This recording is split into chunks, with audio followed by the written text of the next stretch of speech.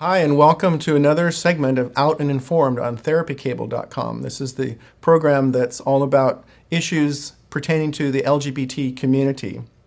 My name is Jim Brillon, and I'm here today with a really special guest. This show is a little different than our normal programs that we do in the studio. We're doing this via a wireless connection, and I'm with Joe Kort today. Joe Kort, hi Joe. Hi, how's it going? It's good. Thanks for joining us today. Let me just give you a little introduction to Joe. He's an author, he's a therapist, he's a teacher. He has a PhD in clinical sexology, master's in social work, and also a doctoral degree in educational psychology. Is that right? No, just the PhD is just in clinical Oh, okay. sexology. He's a certified imago therapist, relationship therapist, and a board-certified clinical sexologist specializing in sex therapy and sexual identity. His practice is in Royal Oak, Michigan. He offers workshops for couples and singles. He also runs various therapy groups for men who are struggling with sexual issues. He teaches sexual health at University of Michigan, and he speaks and conducts workshops internationally. He contributes to various blogs, including the Huffington Post, and writes for newspapers and magazines. And I think at this point, my count is you're the author of 5 books. Four. 4, okay. The Gay Affirmative Therapy for Straight Clinicians is one of them. 10 Smart Things Gay Men Can Do to Improve Their Lives. 10 Smart Things Gay Men Can Do to Find Real Love. He's contributed to a book called Mending a Shattered Heart. And his new book that's coming out, I believe, in September, is really a very interesting topic, I think, because it's a topic that I think a lot of people don't really talk about. The title is going to be, Is My Husband Gay, Straight, or Bi? A Guide for Women Concerned About Their Men. And first of all, Joe, how do you have time to do all these things? Oh my God. I don't even know where I found the time for the first 3 because I wrote those by myself. I had editors, but this one I wrote with somebody, and it was still really time consuming. It was really, he really wrote it and just interviewed me on a weekly basis. But oh my God, it's a lot of work. It is a lot of work. Well, it's, and I think it's a very compelling topic too. I think the book, from what I understand about it, kind of takes a much more deep and kind of nuanced look at the fluidity of male sexuality. I think we tend to think in very binary terms: straight, Yes. gay, in, out. And I think that's really, I think we understand so little about sexuality, and what we do think we know is often wrong. So what drew you to write this book, and who did you write it for? So what drew me to it was in the last 10, 12, 13 years, maybe longer, but really growing in the last 5 for sure, were these men who would be caught by their wives or girlfriends looking at gay porn, hooking up with other guys. It was all caught through the internet, on their history, on their computer. And so they'd come in and they were be shamed. They thought they were gay. I've actually had guys come in with my first 2 books with a well-intended therapist saying to them, you're gay. We just got to help you get out of the closet and get past the homophobia. And there was nothing gay about them other than their behavior. And I just felt bad. There was no place for them. They needed, I just understood that there were reasons why they were engaging in gay sex. And so I really wanted to write this book in 2008. Nobody wanted it. No, there was no interest. So I made a blog, and the blog is actually pretty good if people want some, it's called Straight Guys, straight, GUISE.com. Yeah. And it's been very popular. A lot of people going to it, trying to understand. And really, I wanted to write it not just for these guys, but for the couple, the woman, so that they could understand. Because these couples would terminate prematurely for no reason, worrying that the guy's gay and he's not.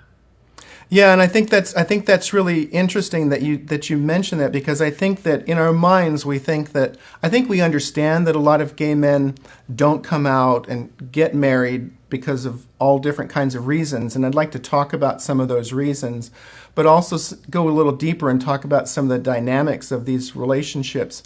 But you make a point of saying that not all of these mixed orientation relationships have to end.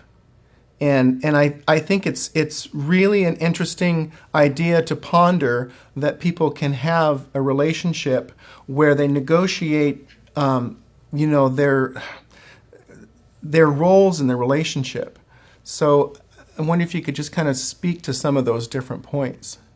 Yeah, it makes a lot of people uncomfortable to hear about these mixed orientation marriages when one is gay or bi, when they stay together, because it challenges the idea of what everyone's versions are of what marriage is, should be, and to make everybody more comfortable, they'd rather see them divorced and separate than stay together and make all different kinds of arrangements because they love each other and want to maintain a family, especially if they're kids.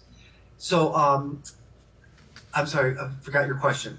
Oh, we're talking about the dynamics of those relationships, Oh, and some of the reasons that gay men still, stay closeted and get married. why they stay closeted and get married.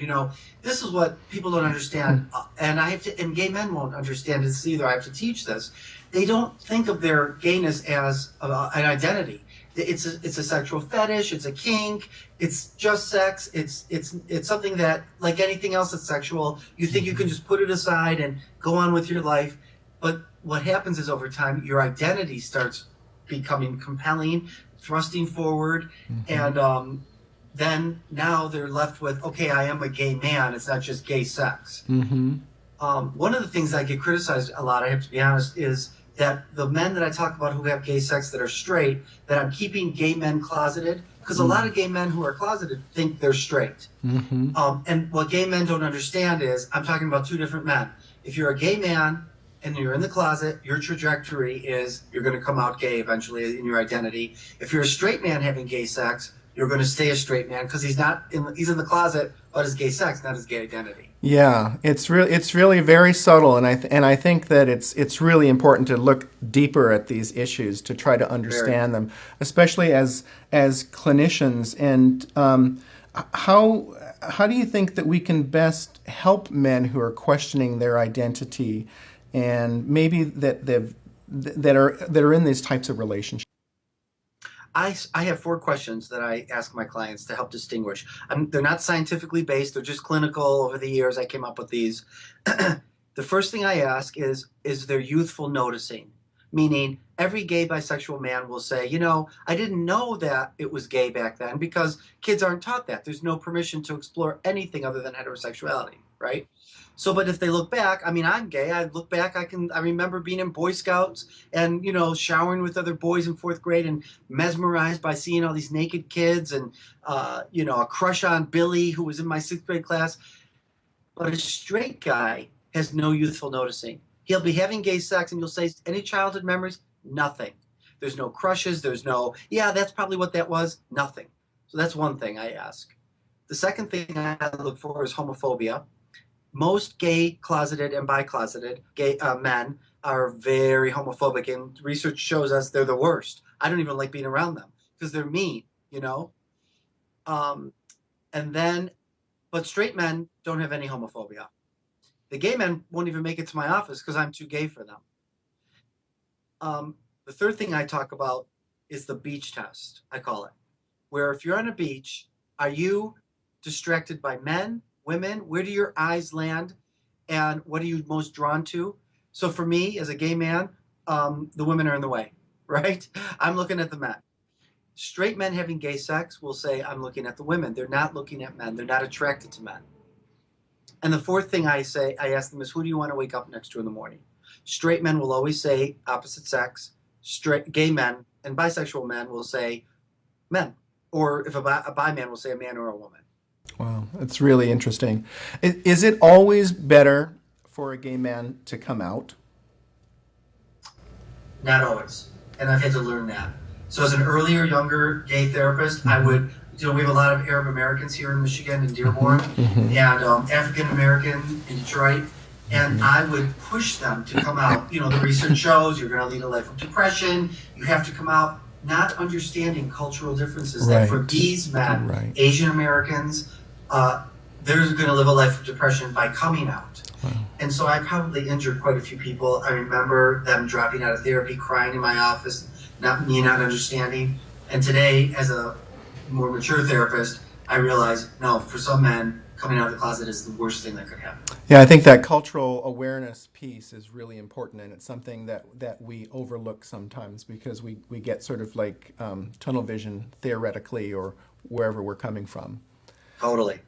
And how do you work with people in mixed orientation relationships when a couple decides to stay together? I really help them decide the direction this is going. I try to move away from my agenda. I try to teach therapists to do that too, because it's easy to want our agenda to be what we think is best for them. But I really, I try to help them. Some people decide to have an open marriage where the gay spouse decides to have a boyfriend on the side and keep the marriage together. The straight spouse may do the same thing. It may just be porn or internet live interaction, or just sometimes they'll have a homosocialization, I call it, where they'll allow themselves to be in the gay community but not have sex. There's all different ways of doing this. And I just try to help them make sure they're not doing it from a place of homophobia or fear or avoidance of loss. And, couples a lot of couples don't make it. But a lot of couples do, and they should have the right to make that decision for themselves. And you talked about male socialization, and I think, or socialization. I think the male socialization part of it is a big piece. I think that as men, we're socialized to have very constricted views of what it means to be a man, and then the gay shame that comes along with that too. And in a real world experience, how is it possible for mixed orientation relationships to live in healthy ways, with the two different partners and perhaps when there are children involved? I know it's hard. One of the worst things is they have to stay closeted because there's so much judgment. From straight people saying the straight spouse should get a life, from gay community saying, you're staying in a privileged position, we don't accept you. So they can't really be out to most people. And for sure to their children, it's very confusing. So they're usually not out to their children either. It's sort of understood and kept quiet and private. Some people would say it's secret. For some of these couples, they have to remain secret. One of the things that is great, though, is there are online groups, and there's an online Yahoo group called Husbands Out to Their Wives. Wow. And it's a great Yahoo group, and these couples, they have yearly conferences, and the men and women are able to talk openly with each other on it. Wow. Very interesting. I think it's a fascinating topic. I'm really looking forward to reading the book when it comes out, and I hope it will help to make a difference, for clinicians working with people in these different situations. I hope so too. Yeah. Anything else that you wanted to mention that we haven't covered regarding the book that's coming out? Probably the most important thing to understand is that that a lot of what I talk about in the book is pathological, like men who've been men who have sexual fantasies or fetishes that are struggling with out of control sexual behavior. But I, in no way, and I tried to say this in the book, but I'm a therapist, so I'm seeing more pathology, I'm seeing more conflict, but in no way do I ever mean to say that having sex with the same gender when you're straight is pathological. There's a lot of positive. Young people are calling themselves heteroflexibles. Young gay men and women are calling themselves homoflexible. They're having fun. They're being more open than my generation, and there's nothing pathological about it. Yeah, I think that's a crucial piece. Working with anybody in this population, whether they're questioning or whether they have identified as gay, bi, transgender, is not pathologizing the sexual experience that they do have.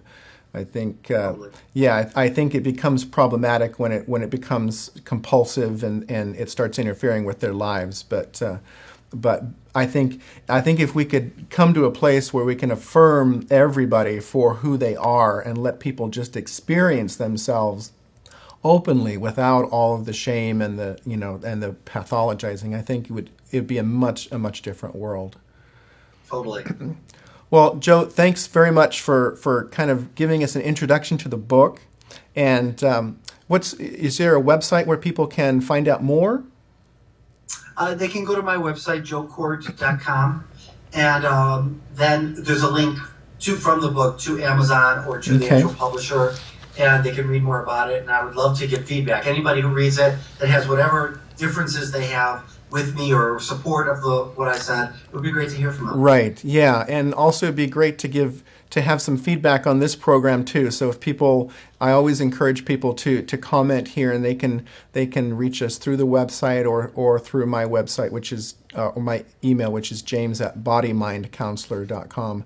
And we're also going to put up a little a banner, with your information so that people can contact you. Joe, thanks very much for this introduction to the new book, and we're going to do a couple of other segments where we're going to talk about gay affirmative therapy, and then one of the books that you wrote on 10 smart things that gay men can do to improve their lives. So Great. That's the end of this segment. Make sure you tune in and watch the following segments, and thanks for joining us today. Bye-bye.